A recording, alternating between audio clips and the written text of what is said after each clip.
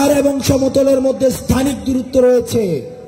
আমরা একই সাথে বিশ্বাস করি এই ভৌগোলিক এবং স্থানিক দূরত্ব প্রযুক্তির মধ্য দিয়ে গুছিয়ে দেওয়া সম্ভব।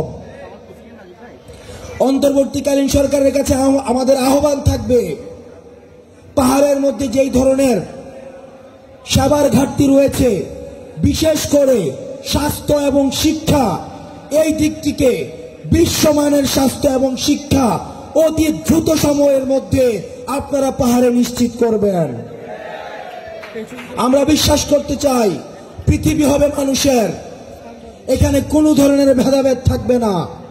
সমতলে যে ধরনের শিক্ষা ব্যবস্থা, স্বাস্থ্য ব্যবস্থা, ঠিক একই ধরনের শিক্ষা এবং স্বাস্থ্য ব্যবস্থা আমাদের পাহাড়েও নিশ্চিত করতে হবে। রাষ্ট্র এখন গভীর সংকটের মধ্যে রয়েছে। গত 16 বছর ধরে আমাদের দেশে ফাইন্যান্সিয়াল ডিফল্টের মধ্য দিয়ে হাজার হাজার লক্ষ কোটি টাকা বিদেশে পাচার করা হয়েছে।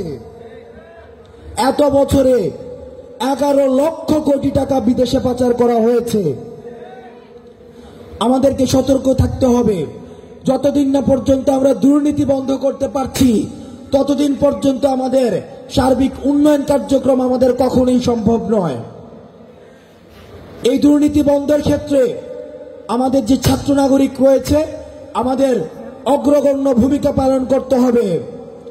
যেখানে চাঁদাবাজি, যেখানে টেন্ডারবাজি, যেখানে ঘুষ বাণিজ্য, নিয়োগ বাণিজ্য, ঠিক সেখানে ছাত্র নাগরিক থেকে প্রতিবাদ অব্যাহত রাখতে হবে। টেন্ডারবাজি অব্যাহত রয়েছে। যারা চাঁদাবাজ, যারা টেন্ডারবাজ, আমরা আপনাদেরকে সতর্ক করতে চাই, এই চাঁদাবাজ এবং টেন্ডারবাজি হচ্ছে ফ্যাসিস্ট রাষ্ট্র কাঠামোর অংশ। আমরা ফ্যাসিস্ট সরকারকে আমরা বাংলাদেশ থেকে বিতাড়িত করেছি। সুতরাং আপনারা প্রস্তুত হয়ে যান। চাঁদাবাজি এবং টেন্ডারবাজি করার যদি পুনর্বাসনের যদি বিকল্প কোনো আপনাদের চিন্তা থেকে থাকে, তাহলে আপনারা জেনে রাখুন, ছাত্র নাগরিক আপনাদের কোনো ছাড় দিবে না। আমাদের দ্বিতীয় স্বাধীনতাকে পুঁজি করে যদি কোনো রাজনৈতিক দল আবার নতুন করে চাঁদাবাজির সংস্কৃতি, টেন্ডারবাজির সংস্কৃতি, দুর্নীতির সংস্কৃতি, ঘুষের সংস্কৃতির আবার পুনর্বাসন করতে চায়, আমরা আপনাদেরকে বলতে চাই, এই ছাত্র নাগরিক যেই রাজনীতি চাঁদাবাজের পুনর্বাসন করে, ছাত্র নাগরিক সেই রাজনীতির প্রত্যাখ্যান করে। প্রশাসনের সহায়তা ছাড়া কখনোই রাষ্ট্র পুনর্গঠন সম্ভব নয়।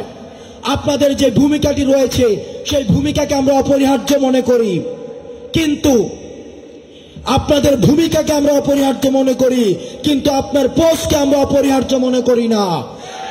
আপনি যদি মনে করে থাকেন আপনি আপনার চেহারার অপরিহার্য, আপনার কোনো বিকল্প নেই, সুতরাং আপনি অন্তর্বর্তীকালীন সরকারকে অসহযোগিতামূলক আচরণ করবেন, তাহলে আপনি ভুল ভাবছেন।